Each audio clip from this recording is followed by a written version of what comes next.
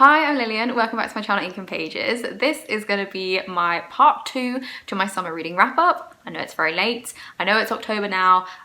Really, I was just not in the mood to film videos for quite a while, partly due to some of the books I'm about to talk about. There are 8 of them, and actually 5 of them I talk about lots more in my second Buzzwordathon vlog, which I will link in the description. But the first book I have to tell you about is somehow A Court of Silver Flames by Sarah J Maas. Did I ever see myself reaching the point where I would have read this book and would now have to explain my thoughts on it? The answer is no, because I am still not quite sure of what my thoughts are. I did end up giving it 3 stars. Let's start there. I gave it 3 stars, which I think was maybe a bit generous, but overall it means, you know, I enjoyed it. Barely. That is, I think, the most accurate way I can describe my feelings, because there were many moments in fact when I was reading it when I thought this is quite bad, but then to be fair, there were also several moments where I was like, oh, this is quite fun. So it was a weird time. It was also a very, very long book. I think it was 800 and something pages. I'm not sure. This is how many pages it had, which unfortunately does make it the longest book I've read this year, and I wish that literally any other book could claim that title, but no, somehow I'm stuck with A Court of Silver Flames. This is about Nesta and Cassian. Nesta is one of the sisters of Feyre, who was the protagonist in previous books in the series, and Cassian is just like a guy who was there in previous books in the series. I don't like them. I didn't like them separately, and I don't like them together now. That was, you know, a pretty major part of the book, unfortunately. I do think that Nesta was my least favorite character in the previous series. I really think she was. I mean, she had some tough competition from some of the others, but yeah, she just sucked. And then Cassian was just there as well, and he was also terrible. I really thought he was going to be killed off in a previous book, and unfortunately he managed to survive. But yeah, so they're in this book, and it's kind of, well, majority of it is, you know, romance. And the rest of it is sort of Nesta overcoming the traumatic experiences she had in previous books. And that sounds fine on the tin, but I had so many times when I was reading it, I was like, oh, this is quite bad. I would also like to say that the way the author writes about Nesta's body and her physical appearance in this book is deeply gross, and I think that if a male author wrote about a female character like Nesta in this way, we would be ridiculing him all over Twitter in a very deserved way. Sarah J Maas needs to be ridiculed for the way that she wrote about Nesta's body in this book. I really can't get over it. It was like a huge thing. Every time it happened, I was like, again? Sarah, stop talking about her breasts. Like, honestly, get over it. It was a lot, and it happened so much. And this book had like tons of smut in it. I would say too much for me. I would say definitely too much for me. Each to their own, but my own was not this level of smut. My favourite moments were probably the ones where Nesta was quite like angsty. Again, I really liked the angstiness of A Court of Mist and Fury, or at least the first half of it. Really enjoyed that, and again, quite enjoyed that in this book. Honestly, it's such a blur. I had so many thoughts about it when I was reading it, and they've all immediately escaped my mind. What else do I want to say? Spoiler alert for the end of the book. I'm just going to jump straight to the end now. Nesta and the others ending up, you know, being forced to participate in the Illyrian trial, ritual, whatever it was called. I saw coming a fucking mile off. The moment they mentioned it on like page 20, I was like, bet you anything, they're going to have to do that at the end of the book. And I was right. The whole storyline with the evil queen, and there was an evil wizard, and they were in cahoots doing dastardly things to get their hands on Nesta, I thought was very shoddy plotting. Just didn't really care about it. It didn't have any sort of impact. There was like a big reveal at the end. Didn't care. Really didn't care, didn't do anything for me. And I really didn't expect the like 3rd to last chapter of this book to be a blow-by-blow reenactment of the birth scene from Breaking Dawn. You know what I mean. It was identical. The same things happened. And I thought it was so ridiculously stupid. I really, really hated it. And also the idea that Rhys would spend 9 months being like, oh, I'm so worried my wife and baby are gonna die in childbirth, and then literally doing nothing about it. He's all like, oh yes, I've consulted the healers. And I'm like, have you? You don't seem that worried. And then at the end, it's all like, oh no, we're pretty sure they're gonna die. And I was like, okay, but you really seem unaffected by that, because I feel like in previous books, you would have gone to like the ends of the earth and ripped people's entrails out to find an answer to this problem. And it really seemed like he just sort of gave up and was like, oh well, we'll see what happens.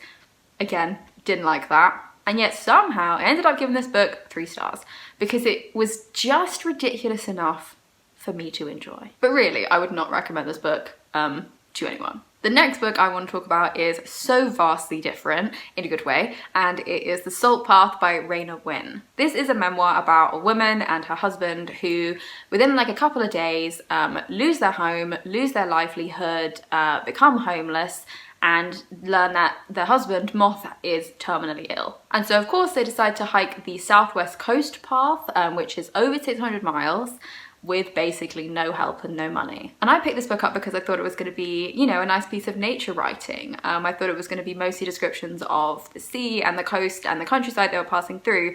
But actually the biggest takeaway was how shittily we treat homeless people in the UK, because they're homeless. And it sounds dumb to realise, I know it's dumb to realise, but they were such normal people, you know, like middle class people, grown up children at university, they had like a whole farm, and then through a series of very unfortunate events that were really not their fault, they end up homeless, and you know, people are calling them tramps and like telling them to get lost and refusing to let them come into the cafe, and it was so interesting to read about, especially because I was really not expecting that element to be so major. But it was such a good book. I gave it 4 stars and it was so interesting and so engaging the whole time. Yes, the descriptions of nature were beautiful and it made me want to go and walk around Devon and Cornwall, but it was also a really emotional book because these 2 people had pretty much lost everything except each other, and also quite tense. I'd say there was this constant undercurrent of tension and worry about, you know, is Moth going to be well enough to walk tomorrow? Is their benefits package of like, I don't know, £35 a week or something going to be enough for them to actually buy food on? And because it's a memoir, you might think that you can guess what's going to happen because obviously, you know, she made it and she got a book deal. But once you start to read it, you realise you really have no idea what's going to happen, and neither did they, and that's what makes it so compelling. And yeah, even though I'm doing a terrible job at explaining what it was about and exactly what I liked, I would tell you it was really, really good and I would highly recommend it. So next we come on to my Buzzwordathon reads. First of all, we have The Space Between Worlds by Micaiah Johnson. This is a science fiction book about traveling to parallel Earths. And the rule is you can only travel to a parallel Earth if the version of you from that world has already died. And so Kara, our protagonist, is very unusual because she's able to travel to so many more parallel worlds than the average person. Because out of the, I think, 380 other Earths, 372 of the other versions of her have already died. So this is like a fun science fiction adventure. I think maybe in hindsight, I wasn't as impressed by it as I thought I was in that Buzzwordathon vlog. I gave it 4 stars, and I mean, honestly, I would keep that, but internally I've sort of changed it to like a 3.5 because there were some like pacing issues. The first 2/3, 3/4 of the book are quite slow, and you do slightly have to slog through them to get to the very, very exciting and action-packed last section of the book. But there were tons of twists and turns that I really enjoyed, and there was actually a love interest that I didn't hate, which is always a bonus. And this book also talks about some social issues. For example, Kara is dead on so many of the other Earths because she nearly always grows up poor and vulnerable, so obviously she's less likely to make it to adulthood. But overall, I did really enjoy this. It's got a gorgeous cover. I really liked the ideas and the tropes involved. And if you're at all interested in reading about parallel Earths, I would recommend you pick this up. Next, I read Slade House by David Mitchell. This is about a house that every, I think it was 9 years,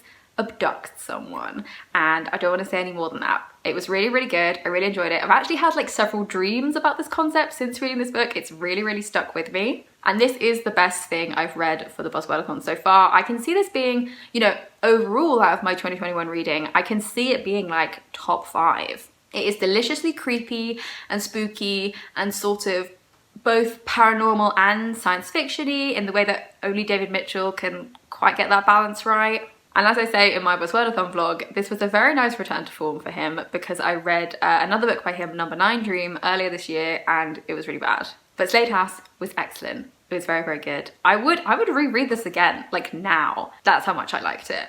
Then I read The Last Time I Lied by Riley Sager, which is a thriller book about a woman who, while she was at summer camp as a teenager, there was this big mystery and 3 girls went missing, and so as an adult she is invited to come back to the camp, this time as I think like an arts counselor to work with the children, and she also decides to see if she can investigate and work out what happened 15 years ago. But unfortunately this book ended up disappointing me. It was not as interesting as his other books.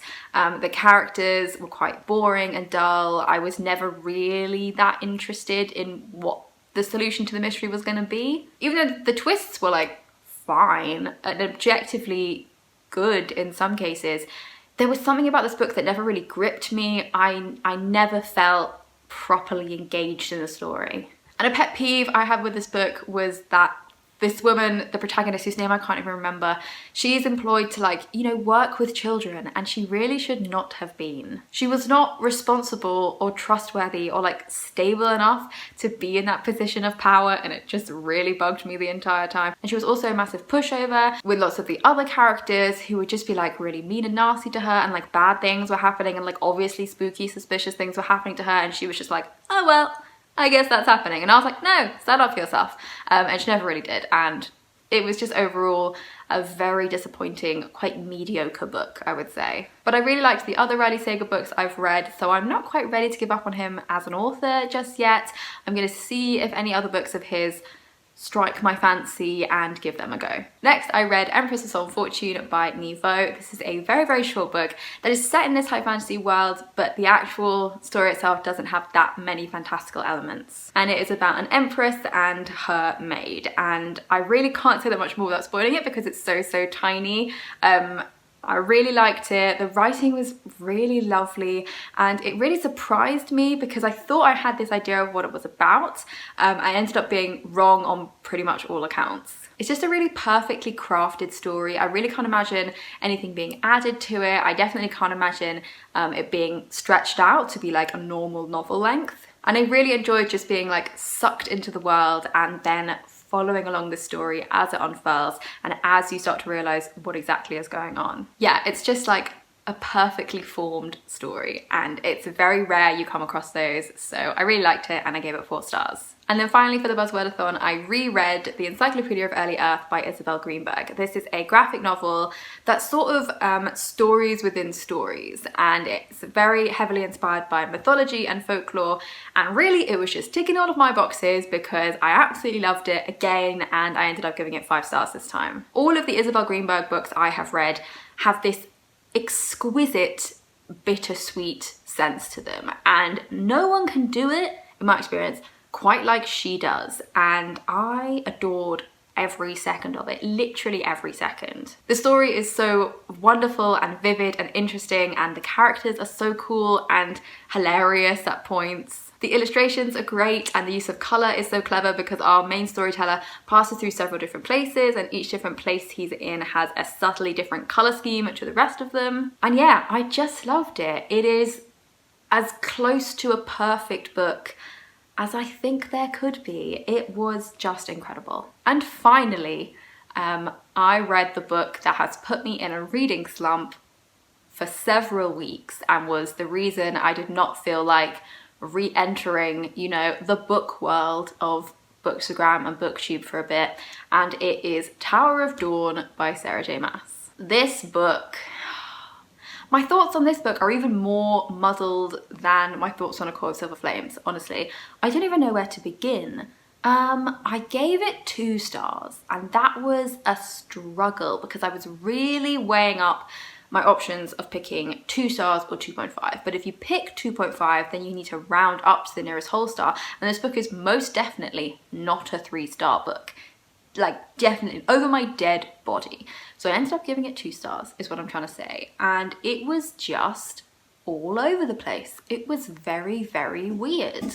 Because I went into this book thinking, knowing that I was not going to like it because it's about fucking Cole, who is a terrible character from the Throne of Glass series. I really could not give 2 shits about Cole, before or after reading this book, let's be honest. And this book was made worse by the fact that it doesn't even have any of the other more interesting characters from the Throne of Glass series. Like, they're not great characters, but they're more interesting than fucking Cole. But this was a whole book about him, and I was like, just kill me now. Before I started reading it, I was dreading it. And so this book follows Cole going off to, you know, a brand new continent to try and get some like armies for the war, basically, is the best way to describe it. I thought that maybe I would like the fact that it was set somewhere completely different and following its own storyline, because that's what I really liked about the third book in the Throne of Glass series, where most of it was set, you know, on a different continent and following a brand new storyline. And I thought, if this book can replicate those elements as well, maybe I'll end up kind of enjoying it. And I just didn't really. And it's true that the most interesting bit about this book was the cool new setting. It was like, you know, this hot climate, this cool new continent, the guy in charge who was called like the Kagan, I don't know how to pronounce it, that whole, you know, system of ruling, the royal like princes and princesses, the sort of infighting, the vague glimpse into the politics of court that we got. I did really like those bits. It had like giant flying eagles that people would ride. That bit was cool. There was a whole bit with giant spiders, which was less cool, but like I appreciated the intention. Another thing I didn't like about this book was there was this weird mixed message about war and conquering places. Because the main villain of the series has, spoiler alert, now been revealed to be like this demon king who wants to conquer the world and create like, you know, a demon empire, basically. And so the characters, once they've realized this, spend a lot of time saying, you know, that's bad. Countries should be free to do what they want. Self-determination for all of Erelia, or whatever the continent's called. But then the new character of the Kagan, who is literally like an emperor, they always talk about how his ancestors invaded and how it's a great thing because they made this big empire, and they're like also actively currently invading other places and like trying to add them to the empire. And I was like, so is having an empire only bad when you're a demon? Like, why aren't we like self-determination for the people of the southern continent? It was very strange, and I'm only being nitpicky about it because the book really tried to make a point out of it and then immediately contradicted itself, and so that was weird. The book was just very uneven and inconsistent, I think is the best way to describe it. It had some genuine moments of like excitement when I was engaged. Some of the action sequences were really cool. Some of the characters were quite fun occasionally, but most of it was very dreary and just sort of plodded along. There were a couple of reveals that weren't reveals. I mean, like, spoiler alert if you can call it, but one of the big bads, the twist is that she's evil, and I was like, wow, what a surprise. Who saw that coming?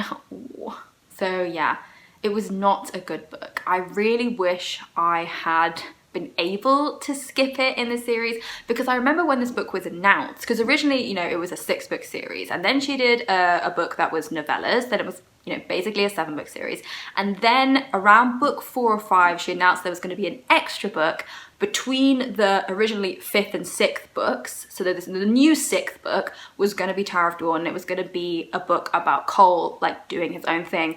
And I think many others were under the impression that it was kind of a what's the word, not standalone, companion, like a companion novel, and you didn't have to read it before you read the finale of the series, and I would say that's completely wrong.